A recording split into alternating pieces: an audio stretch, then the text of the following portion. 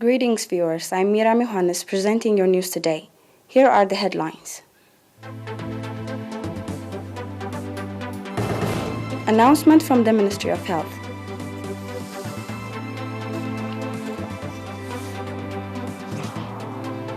President Isaias Afwerki encourages National Olympics team.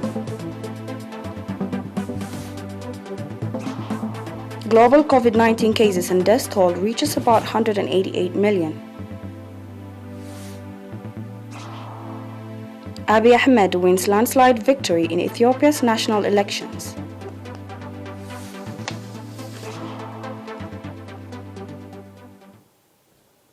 Announcement from the Ministry of Health. 20 patients have been diagnosed positive for COVID-19 in tests carried out today at quarantine centers in southern Red Sea, central and southern regions. From these, 11 patients are from a quarantine center in Asab, southern Red Sea region.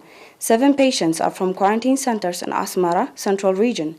2 patients are from quarantine centers in Araza and San'afa in the southern region. The total number of confirmed cases in the country to date has accordingly risen to 6,304. The total number of recovered patients stands at 5,842 and the number of deaths at 29. Ministry of Health, Asmara, 12 July 2021.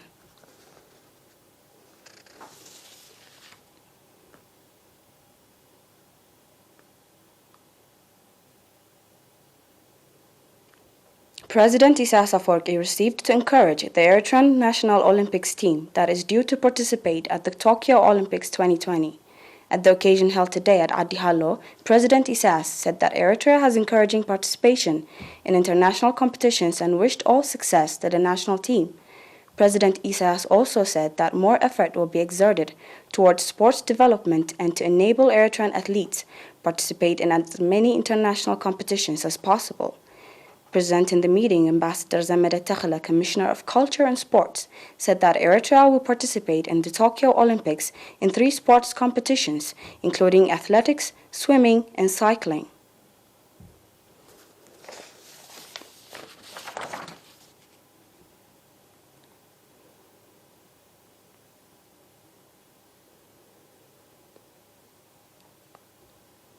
Eritrean nationals in Kuwait conducted a seminar on July 9 to discuss on the objective situation in the homeland.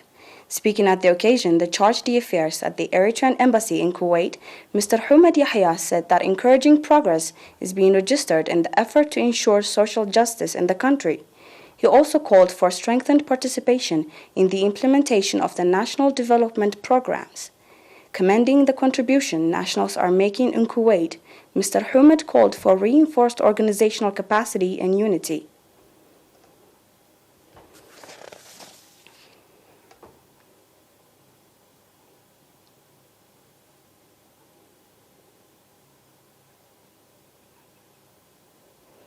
The National Union of Eritrean Youth and Students, in cooperation with the National Confederation of Eritrean Workers and the National Union of Eritrean Women, organized a 6-month-long vocational training to 285 youth, including 54 girls, in the central region. The training included computer maintenance, software application, still and video camera, editing, graphics, production of television programs, article writing, as well as basic journalism. Commending that those that organized the training program, Mr. Saleh Ahmedin, chairman of the National Union of Eritrean Youth and Students, called on the trainees to develop their skills through practice and improve their livelihoods.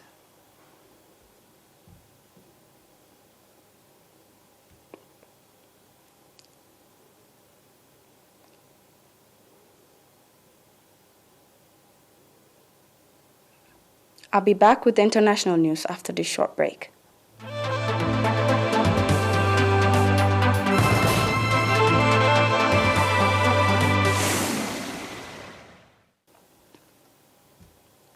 The total number of confirmed COVID-19 cases globally reached about 188 million today, with the death toll exceeding 4 million. The United States has registered a total of 34.7 million cases, and with the death toll exceeding 622,000. India has recorded about 31 million cases, and Brazil with more than 19 million cases, respectively. Pfizer says it plans to meet with top United States health officials to discuss the drug maker's request for federal authorization of a third dose of its COVID-19 vaccine. The company said it was scheduled to have a meeting with the Food and Drug Administrations, the FDA, and other officials days after Pfizer asserted that booster shots would be needed within 12 months.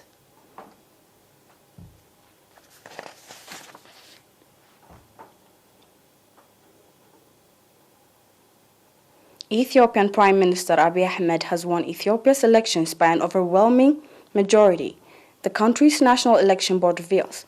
The board said Abiy's Prosperity Party won 410 seats from 436 seats, giving him another 5-year term in office as Prime Minister of the Federal Democratic Republic of Ethiopia. Meanwhile, the sixth national election has been temporarily postponed for September 2021 for regions of Somalia and Afar, as well as parts of Western Oromia and Benshangul Gumuz regions, due to security concerns invoked by the terrorist juntas.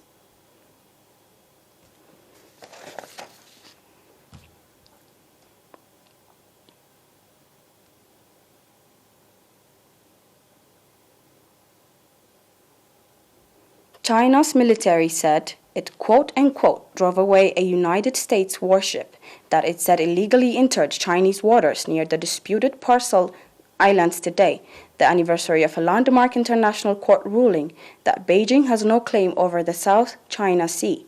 The USS Benfold entered the waters of the parcels without the approval of the Chinese government, seriously violating China's sovereignty and undermining the stability of the South China Sea, the People's Liberation Army Southern Theater Command said.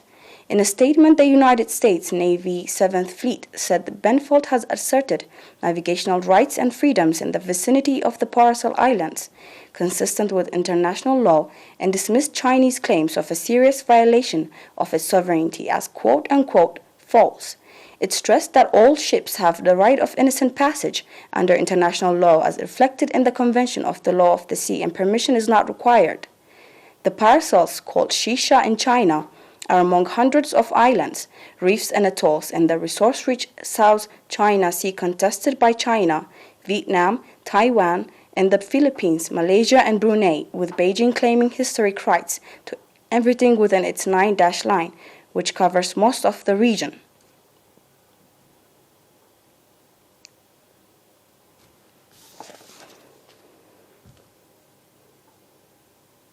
Following is a recap of the headlines of tonight's news.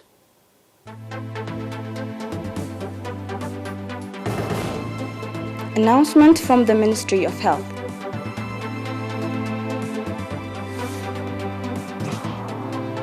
President Isaias Afwerki encourages National Olympics team.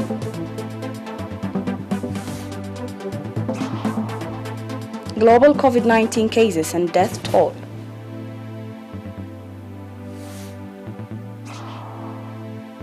Abiy Ahmed wins with huge majority.